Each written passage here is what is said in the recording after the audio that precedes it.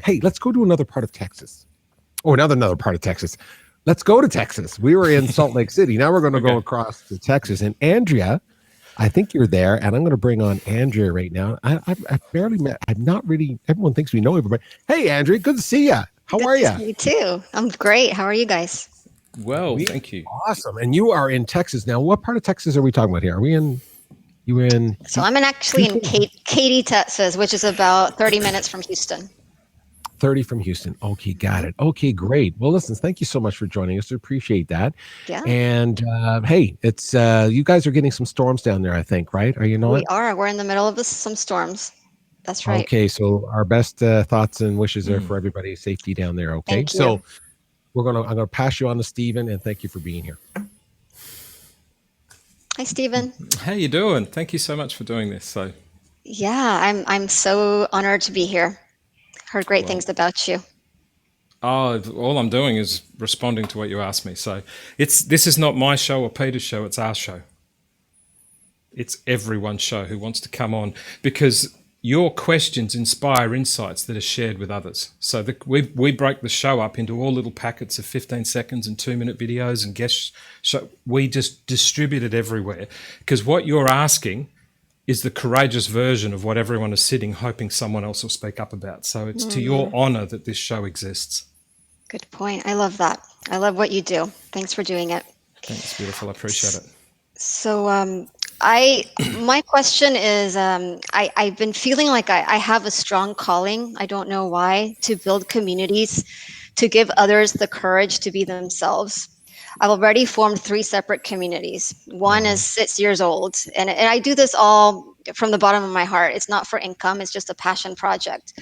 Yep. But I keep doing it, and I keep feeling a calling, and I don't know why. Why me? What's the purpose? What's my role?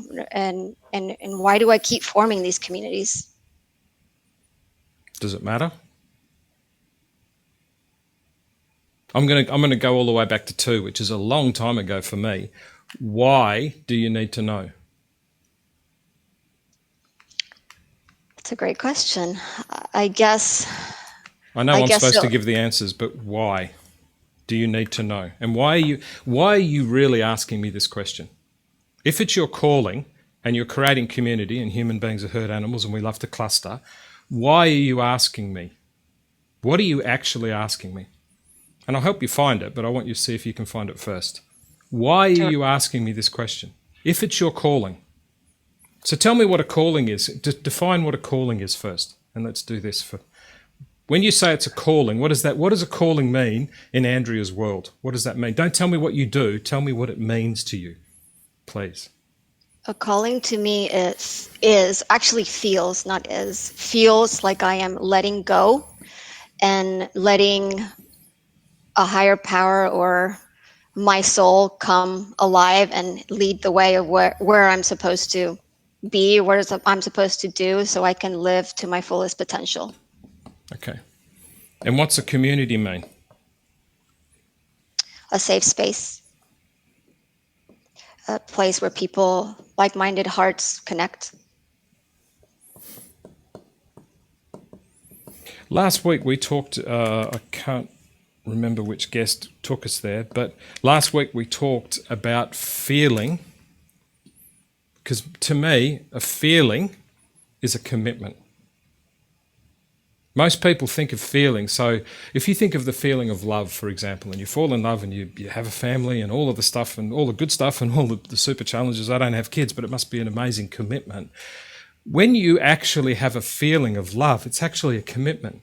And in the context of the union of a couple, and these days it's whatever gender balance that is, we have a feeling of falling in love that turns into courtship, that turns into engagement, that eventually turns into standing in front of whatever your structure or belief system is and making a commitment called marriage. Then that union makes a commitment called children in all the different ways that can be created, but in the traditional way of a girl and boy doing their thing. So if you think of it, every feeling that you have eventually rolls into a commitment. So my first message to you, Andrea, number 1, your calling is a commitment. Stop thinking of it as a feeling. It's a commitment.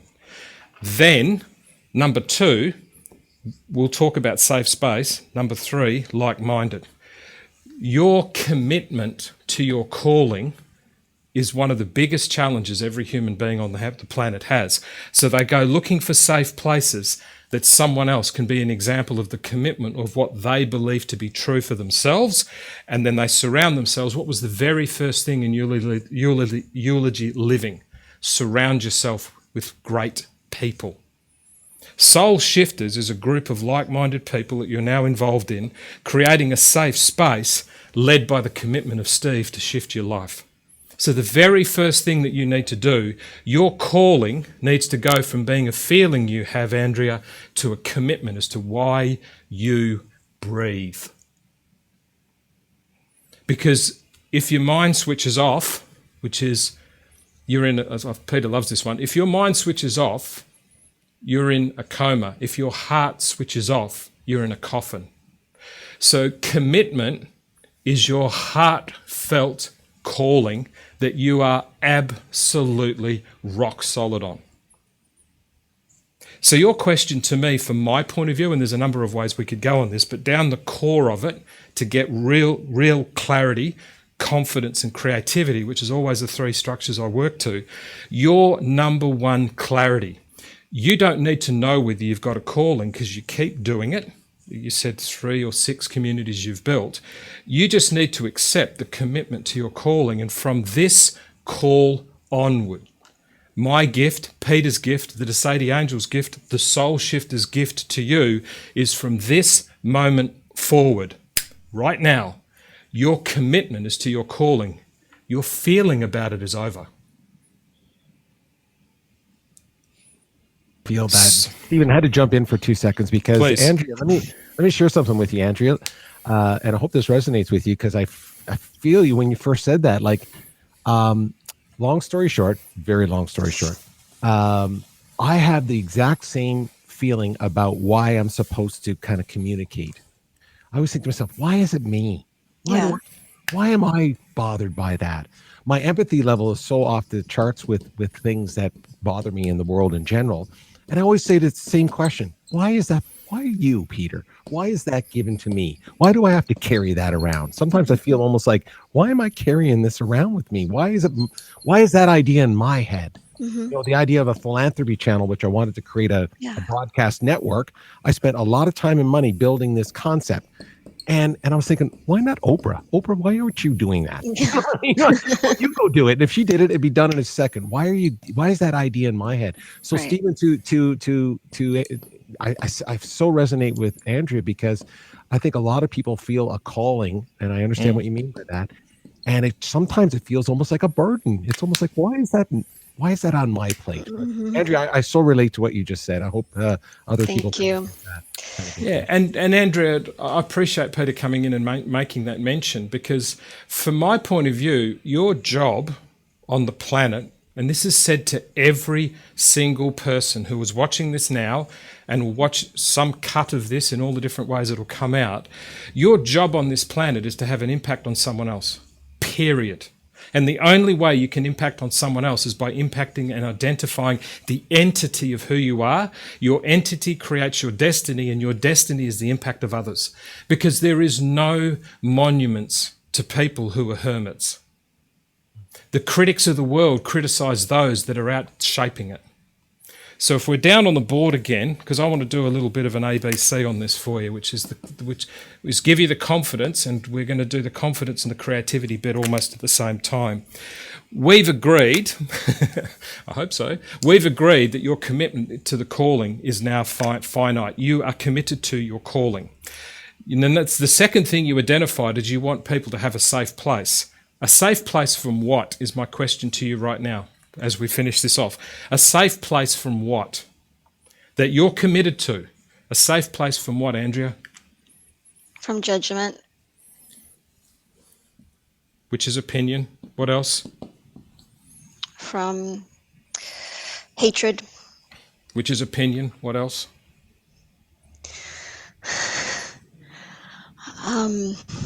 Just inhibitions. You want to create a safe place to be loved.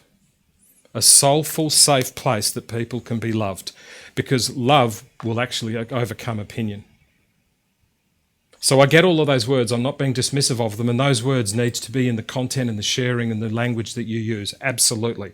But in the speed with which we need to do this, your safe place is from what? Is from opinion. So you need to create a safe place where people can feel loved. And if your commitment now is you've got a commitment to what you're doing, you can commit to loving everyone that comes near you. Yesterday, there's a coffee shop down the road from here. The coffee's not that good, but the young lady that works in there is constantly working really hard. So yesterday, I went past the Lindt chocolate section, and there was little mini Lindt chocolates for $2.50. And on the way back from getting some milk for my coffee for the day, I just bought it to her, walked in and said, "I'm really proud of you," put it on the table and walked out. "You always work so hard. I'm really proud of you. Don't like your coffee, but I'm really proud of you." So the end result is I just created a safe place for her in that moment for no reason at all. A guy bought her chocolates, and I'm old enough now so she doesn't think there's anything else going on, because I could adopt her before anything else was in my mind. You need to create a safe place from opinion, and the best way of doing it is have a commitment to creating a safe place of love. The other thing you want to do, third thing you said, was like-minded. People are not after your knowledge. People crave your expression of confidence. People tell me I'm amazing every day, and I very much appreciate it, but they tell me I'm amazing, not so much because of the way I'm doing this, even though that might sound what they're saying. I'm amazing because this guy is relentless about his vulnerability to tell the truth. I sent a video out on Sunday night called The Brutality of Truth, which listed out everything that's happened to me in the last 10 years, not in graphic detail, but the calling of where does my conviction come from? My conviction comes from my commitment to think I was useless, to now my commitment to believe through love I can create a safe place with the expression of my confidence for like-minded people called soul shifters. So Andrea, commitment, we've done it.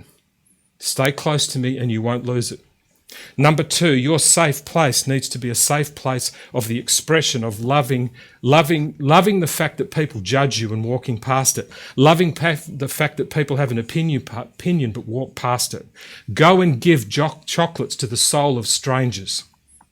And then the third thing is you need to start getting people to crave the expression of confidence of your commitment to create a safe place of love for like-minded people who are just like you.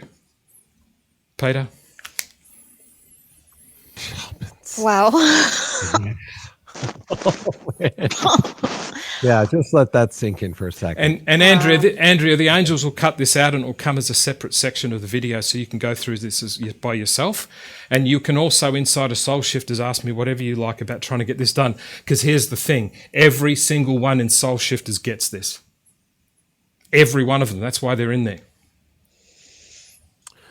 I'm not looking for a following. I'm looking for people to come on a journey called your life. Gosh almighty. Beautiful. Yeah, I listen. Again, Andrea, there's another show right there, okay? Yeah. Just in that. Listen, love your question. Can you stick around with us, by the way? Sure. And by the way, Stephen, I did some homework on her in between these little commercials here we're doing. When I jump out and I duck out, people think I might be just sitting back doing nothing. This fine young lady is also fluent in Spanish and French, from what I understand. Oh, wow. Is that true, Andrea? Do you speak 3 languages, right? Yeah. Sí, señor. Sí. I love it. Listen, so nice to have you. Stay with us if you can. Thank you very much. And we'll be right back with you. Stephen, that was so powerful, my friend. Yeah, take a breath.